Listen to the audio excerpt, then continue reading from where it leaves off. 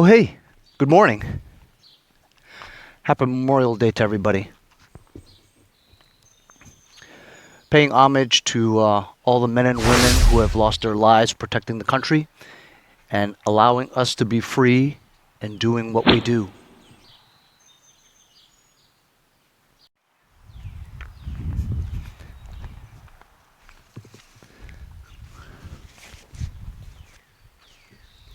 So usually on Memorial Day, I'm really busy. Usually the barbecues, IndyCar, Coca-Cola 600. While we did get to see the Coca-Cola 600, it's just not like it used to be, And for me to not be at the Indy 500 really sucks. But you have to cope with what you have, right? You just deal with it and just try to move on. And no matter what, we're going to have a Memorial Day. And you pay homage to the flag. I want to thank my buddy John Pruss over in Madison, Tennessee. My buddy Turning Wrenches over on Instagram and YouTube. Go check him out. Tell him Henry sent you. He donated a few bucks to the channel yesterday. Really appreciate your support. Also, Ferdinand Pampolina. Thank you very much for donating $10 to the cause yesterday. Really appreciate that. And a subscriber, Stephen Becker, who I've been talking to, trying to give him some advice on how to fix his equipment as well. He bought 4 stickers yesterday. Thank you very much, Stephen. Really appreciate everybody contributing to the channel, keeping the videos coming every day. If you'd like to donate a buck or two, paypal.me/mowers and blowers, or help support the channel. Buy a sticker. So as you guys saw yesterday, I basically refurbished or reconditioned, whatever you want to call it, this MTD mower deck. It's actually in pretty decent shape after we got done with it. I ordered a belt. The belt was a 5/8 by 74.5 inches. And as usual, I found the OEM one, which was exactly what I said, like $27. Which is completely ridiculous. So then I took the measurement. I found out, of course, that it was exactly 74 inches, right? And a 5/8 width.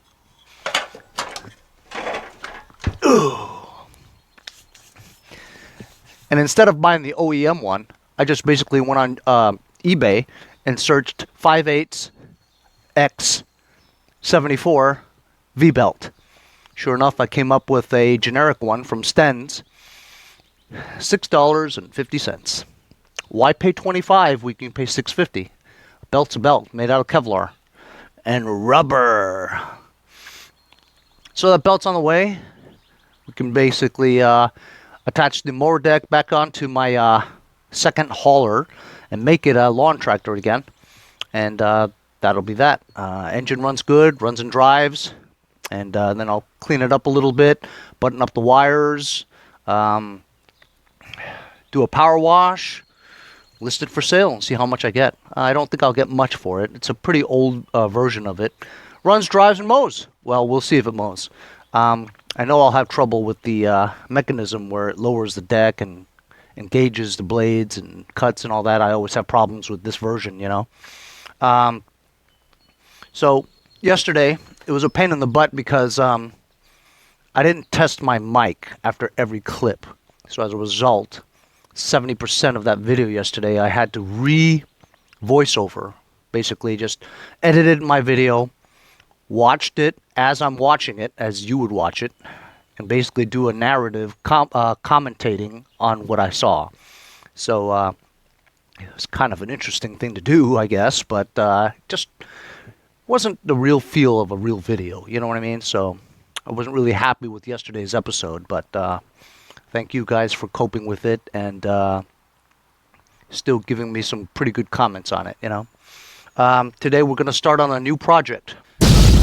So today's new project is going to be this 17.5 engine that I got for free from my friend Nick from Medford. Go check him out on DocBuilder1556 over on Instagram. Tell him Henry sent you. So this was an engine that he got off of one of his many lawn tractors that he buys and sells. He's a true flipper because he'll pay money to get a good condition tractor, something that's underpriced, you know, and then with his negotiating skills, he'll negotiate it down to almost nothing and then get a great tractor, which he doesn't have to do too much to. And then he shines it up with his secret potion, which he'll never tell me what it is. And his tractors all look like brand new. He sells them for between $600 and $1,200, believe it or not. That guy's been on a tear lately. He's like King Midas. Whatever he touches turns to gold. Money. I might try that next year. Who knows? But the problem is I get too many free tractors from him. He gives me the carcasses. I get an engine. I put it on. I repower them, you know. But I don't spend much money on it at all, you know. Just parts and stuff, which I have on hand. Speaking of part, because we had the long weekend, Saturday, Sunday, Monday, a lot of people bought stuff, but mail hasn't come because, you know, it's 2 full days without mail. Sold a lot of parts on eBay.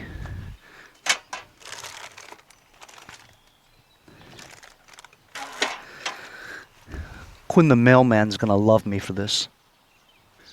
So as you know, my latest tractor acquisition, that Craftsman LTS 1500, where I got a tip from my friend Nick over in West Islip, gave me a tip, went to go get it, came home. We found out that 17.5 stock engine on it, right, had a blown synchro balancer, and connecting rod went also. So I stripped that down for parts, right? And I thought, well, maybe I could use the parts and fix this one. What's wrong with this one that Nick didn't want to fix and gave it to me?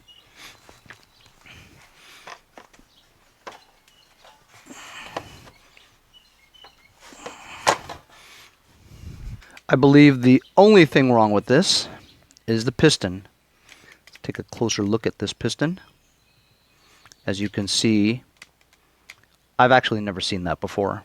I've seen it in a picture somewhere. Somebody had shown it to me online or something, but it's never actually personally happened to me before.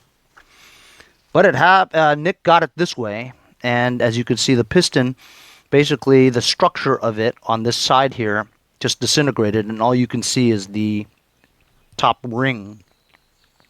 So honestly, if this is the only issue, right, he gave me the head, but it was missing like the rocker arm and stuff to it. So I'm gonna take the valves and the head from the blown 17.5 off the Craftsman LTS 1500 and put it on here, and I'm gonna try to see. I'm going to remove this piston, see, and compare it to the piston that was blown.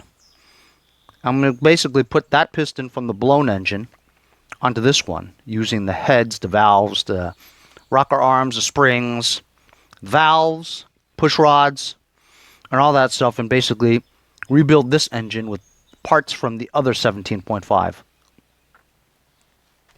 But the first thing we have to do is remove the bottom sump cover, right?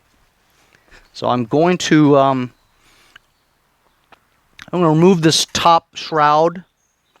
Yeah, so it's easier to work on. I can't believe you pulled the head off without taking off the shroud. I mean, I guess you can, but it just makes it inconvenient. So that's what I'm going to do. I'm going to take the shroud up, flip it upside down, take the sump off. I'm going to try to save that gasket because I don't have a gasket, you know. And then loosen the connecting rod from the crankshaft.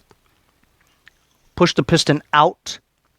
Get the other piston, compare them, and put that back in.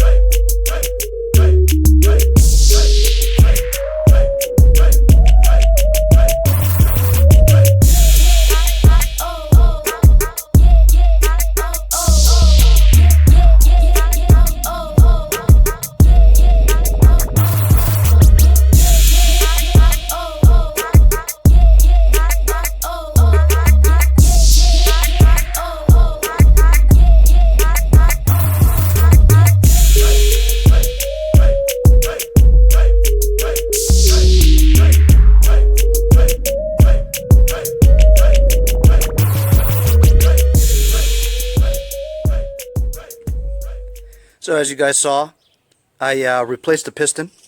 I'm cleaning the sump gasket area.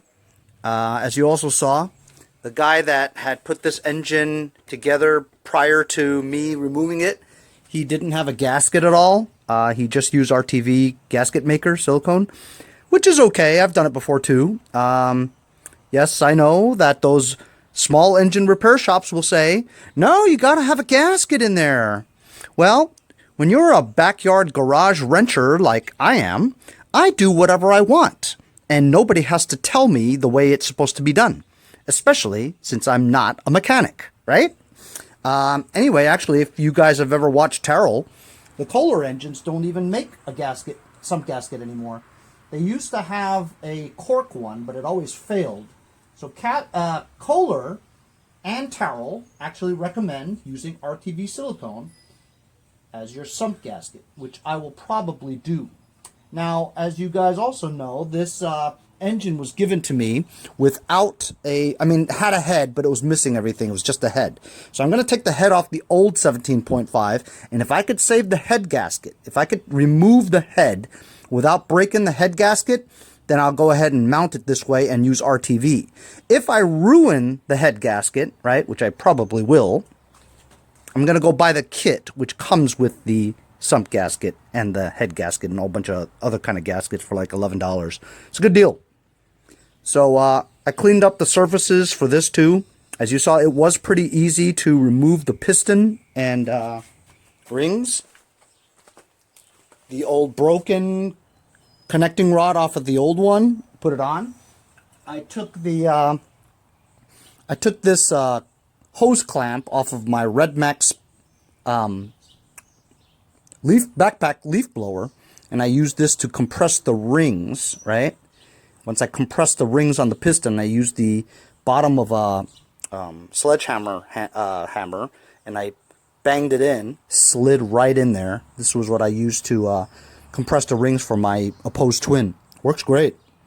So right now I'm going to go and recharge my battery. In the meantime, I'm going to go take the 17.5 blown engine, right? Take the head off and see if I can save the gasket.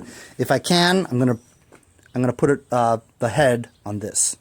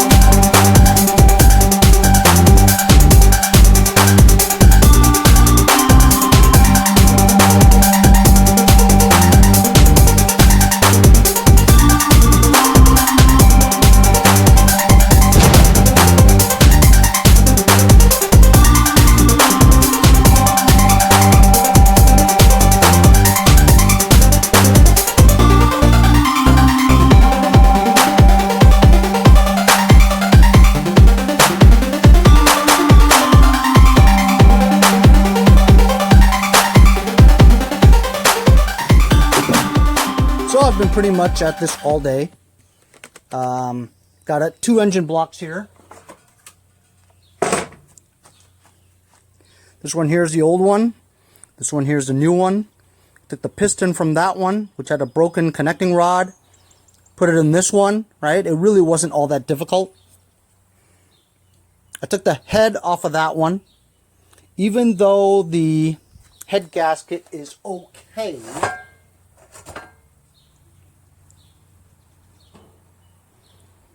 it's still messed up here. And most importantly, this is the part that breaks often, so it's compromised there. Theoretically, you could just put RTV throughout the whole thing, but and because this part here is the part that blows all the time, but it's compromised, see? So I'm just going to order the kit that has this gasket, valve cover gaskets. As you can see, here's the valve cover. I cleaned the surfaces with the drill with the bristle brush on it, you know.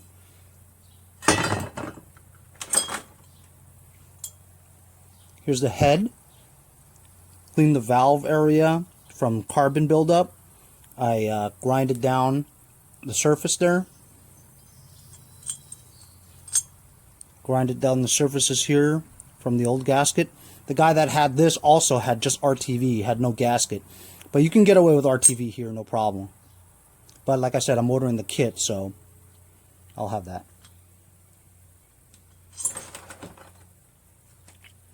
As you can see, the sump, I've cleaned the sump as well, the surfaces, as well as the mounting area on the engine block for the sump.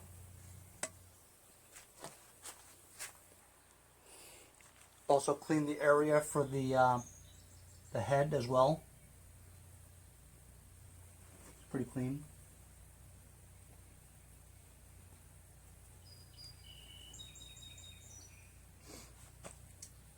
So this is just ready for a gasket kit, and we can reassemble the 17.5 engine, and hopefully we'll be able to get it onto here, my LTS 1500.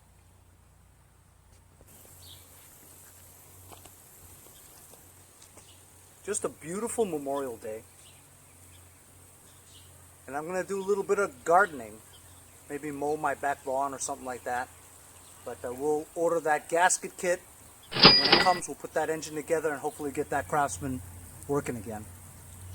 In the meantime, let's wait for that gasket kit, and thanks again for following me along on another adventure. We'll see you guys next time on Mowers and Blowers.